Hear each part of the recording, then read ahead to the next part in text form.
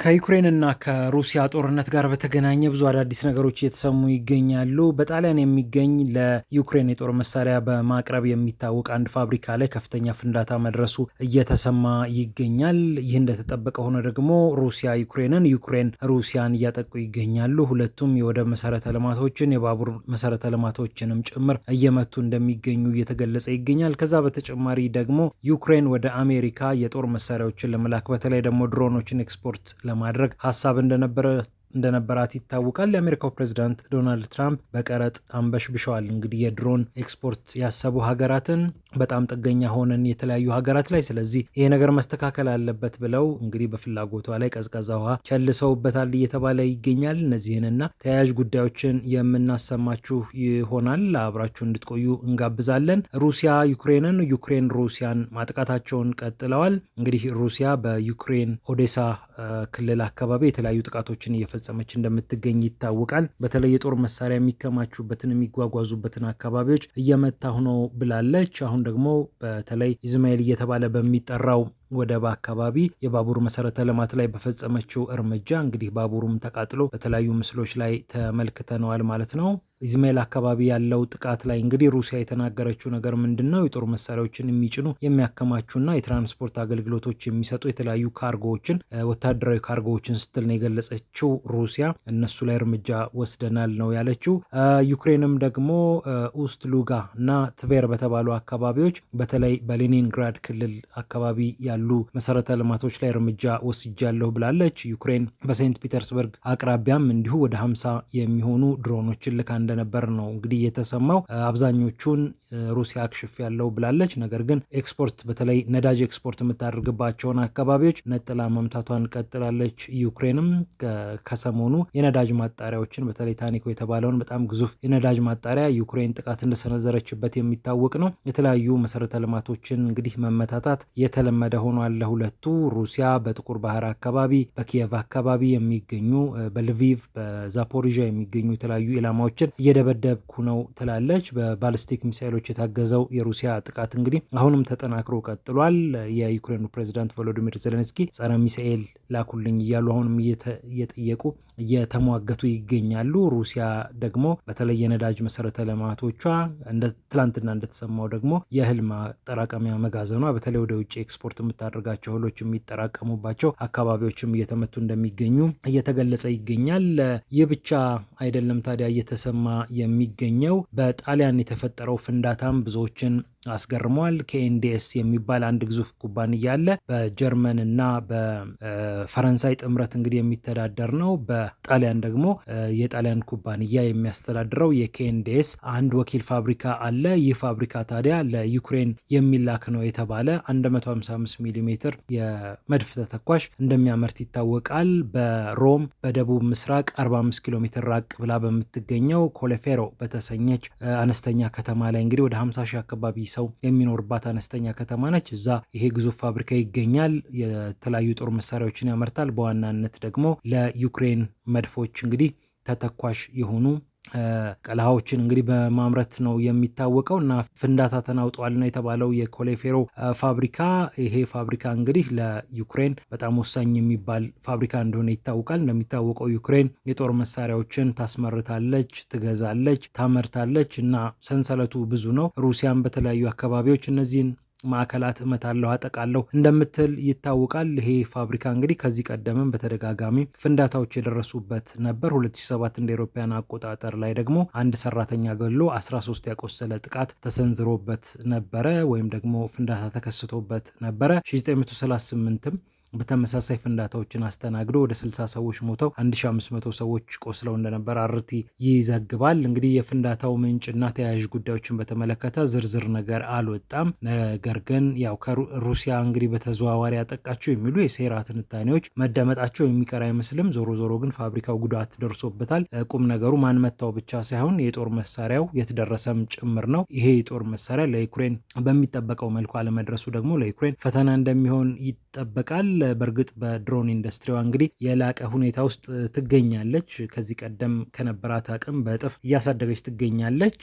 በዚሁ እንግዲህ በተያያዥ የምናነሳውን ነገር ስንመለከት ለአሜሪካ ድሮን እንደምትሸጥ ሲጠበቅ ነበረ። ሐምሌ ወር አካባቢ ሮይተርስ የዘገበው አንድ ዘገባ ላይ እንደተመለከተው ዩክሬን ለፔንታገን በቢሊዮን ዶላር የሚያወጡ ድሮኖችን ለመሸጥ ተስማምታለች። ወደ 6 የሚሆኑ የተለያዩ ፋብሪካዎች ወይም ደግሞ ተቋማት ደግሞ ይህንን በተመለከተ ተስማምተዋል ተብሎ ነበረ። ከ10 እስከ 30 ቢሊዮን የአሜሪካ ዶላር ዩክሬን ልታገኝ እንደምትችል ሲጠበቅ ነበር። እንደሚታወቀው ፔንታገን የድሮን ዶሚናንስ የሚባል አንድ ፕሮግራም አለው። የድሮን የበላይነት ማምጣት ፈልጓል። እንደሚታወቀው ዘመኑ በጣም ተቀይሯል። እንግዲህ 1980ዎቹ አካባቢ የተመረቱት እነ ቶማሃውክ ሚሳኤሎች እስከዛሬ አሜሪካን አድርሰዋት ሊሆኑ ይችላል። ግን የዘመኑ ዋርፌር የዘመኑ ጦርነት በጣም ስለተቀየረ አነስተኛ ድሮኖች ብዙ ታሪክ እየሰሩ ስለሆነ ኢራንም በዚህ ጉዳይ ላይ እንግዲህ ብዙ ታሪክ እየጻፈች ስለሆነ አሁን የጦርነት አዝማሚያው መቀየር አለበት። በጣም ብዙ ሚሊዮን ዶላር የሚያወጡ ጸረ ሚሳኤሎች አጥቂም ተከላካይ የሆኑ መሳሪያዎችንም እያመረቱ መጓዝ በጣም ከባድ ነው። በእርግጥ ሉካስ የሚባል አንድ በአነስተኛ ውጪ የሚሰራ ድሮን ፔንታገን ማምረቱ የሚታወቅ ነው። የፔንታገን ደግሞ የጦር መሳሪያ የሚቀበላቸው የተለያዩ ኩባንያዎች በጣም በተንዛዛ ጊዜና ገንዘብ ብዙ ጊዜ ስለሚወስዱ ለማምረት በዘመኑ ደግሞ ያው ፈጥኖ የሆነ ነገር መደረግ አለበት። ልክ በኢራን ጦርነት እንደታየው እንግዲህ በትንሽ ነገር ትልቅ ነገር ሲመታ ተመልክተናል። ስለዚህ የድሮን ዶሚናንስ ፕሮግራም መተግበር የፈለገው ፔንታገን በዚህ ምክንያት ነው። ነገር ግን የአሜሪካው ፕሬዚዳንት ዶናልድ ትራምፕ ክብደታቸው ከ25 ኪሎ ግራም ጀምሮ ያሉ በተለይ ደግሞ ቴርማል ኢሜጀርስ ወይም ቴርማል ካሜራዎችን የሚጠቀሙ እነዚህ ሙቀትን በመለካት ለምሳሌ አንድ እንስሳ ሊሆን ይችላል፣ ሰው ሊሆን ይችላል፣ በካሜራ በሚታይበት ሰዓት በሙቀት አማካኝነት የፈለገ ድቅድቅ ጨለማ ቢሆን ያንን ሙቀት ሴንስ በማድረግ ካሜራው እንግዲህ ለሌንሱ የሚያስተላልፈው መልእክት ይኖራል ማለት ነው። እዚህ አካባቢ የሆነ ነገር አለ ብሎ ልክ አንዳንድ እንደ ኢፌክት አንዳንድ ፎቶግራፎች ላይ እንደምናየው አይነት እንደሱ አይነት ምስሎችን ያመጣልና እንደዚህ አይነት ምስል ያላቸው ወይም እንዲህ አይነት ካሜራ የሚጠቀሙትን በተለይ ደግሞ 100% ቀረጥ ጥዬባቸዋለሁ ብለዋል። አነስተኛዎቹን ደግሞ እስከ 25% ጥዬባቸዋለሁ ነው ያሉት። ለአውሮፓ፣ ለጃፓን፣ ለደቡብ ኮሪያ፣ ለስዊዘርላንድ፣ ለታይዋን፣ ለብሪታንያ የተወሰነ ቅናሽ አድርገዋል። ከ10 እስከ 15% አድርገውታል። ግን ከ21 ቀናት በኋላ ነው እንግዲህ ተግባራዊ ይሆናል ተብሎ የሚጠበቀው። ለዩክሬን ግን እንደ ፈተና ተቆጥሯል ማለት ነው። ምናልባት ዩክሬንን በሆነ መንገድ ከዚህ የማስወጣት እርምጃ ካልተወሰደ በስተቀር የዩክሬን የድሮን ሽያጭ ላይ ሳካ እንደሚችል ይገለጻል። እንደሚታወቀው ዩክሬን እንግዲህ በገልፍ ሀገራት ላይም ይህንን የድሮን ኃይሏን ለማሳየት ሙከራ አድርጋለች። በአነስተኛ ወጪ ትልልቅ ጉዳት የሚያደርሱ ድሮኖችን ማምረት እንዲሁም ድሮኖችን የሚጠልፉ ኢንተርሴፕተር የሆኑ ወይም በባህሪያቸው የመከላከል ስራ የሚሰሩ ድሮኖችን በማምረት በዚህም ጉዳይ ላይ ብዙ ሰዎችን በማሰልጠን ይሄ በተግባር የተፈተነ ወይም በግዳጅ የተፈተነ ባትል ሃርደንድ የሚባለው አይነት ባለሙያ አለኝ ብላ ለገልፍ ሀገራት ብዙን እንዳቀረበችም ይታወቃል። በመቶዎች የሚቆጠሩ ባለሙያዎች ወደ ገልፍ አካባቢ እንደተንቀሳቀሱ ሲነገር ነበር። እንዴት የአየር መከላከያ ስርዓታችሁ የተቀናጀውን የኢራንን ጥቃት በባሊስቲክ ሚሳኤል በድሮን የታገዘውን እንዴት መመከት ይችላል የሚለውን ጉዳይ በተመለከተ ምክር ሲሰጡም ነበርና መደራደሪያ እንደ ዲፕሎማሲም እንደ ኢኮኖሚም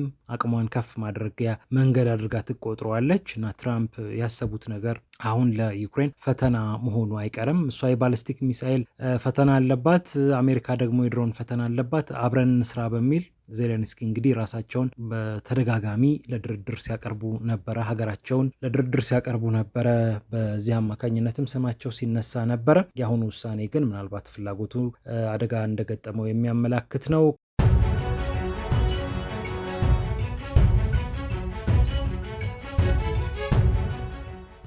ከዩክሬን እና ከሩሲያ ጦርነት ጋር በተገናኘ ብዙ አዳዲስ ነገሮች እየተሰሙ ይገኛሉ። በጣሊያን የሚገኝ ለዩክሬን የጦር መሳሪያ በማቅረብ የሚታወቅ አንድ ፋብሪካ ላይ ከፍተኛ ፍንዳታ መድረሱ እየተሰማ ይገኛል። ይህ እንደተጠበቀ ሆኖ ደግሞ ሩሲያ ዩክሬን ሩሲያን እያጠቁ ይገኛሉ። ሁለቱም የወደብ መሰረተ ልማቶችን የባቡር መሰረተ ልማቶችንም ጭምር እየመቱ እንደሚገኙ እየተገለጸ ይገኛል። ከዛ በተጨማሪ ደግሞ ዩክሬን ወደ አሜሪካ የጦር መሳሪያዎችን ለመላክ በተለይ ደግሞ ድሮኖችን ኤክስፖርት ለማድረግ ሀሳብ እንደነበራት ይታወቃል። የአሜሪካው ፕሬዚዳንት ዶናልድ ትራምፕ በቀረጥ አንበሽብሸዋል። እንግዲህ የድሮን ኤክስፖርት ያሰቡ ሀገራትን በጣም ጥገኛ ሆነን የተለያዩ ሀገራት ላይ፣ ስለዚህ ይሄ ነገር መስተካከል አለበት ብለው እንግዲህ በፍላጎቷ ላይ ቀዝቃዛ ውሃ ቸልሰውበታል እየተባለ ይገኛል። እነዚህንና ተያያዥ ጉዳዮችን የምናሰማችሁ ይሆናል።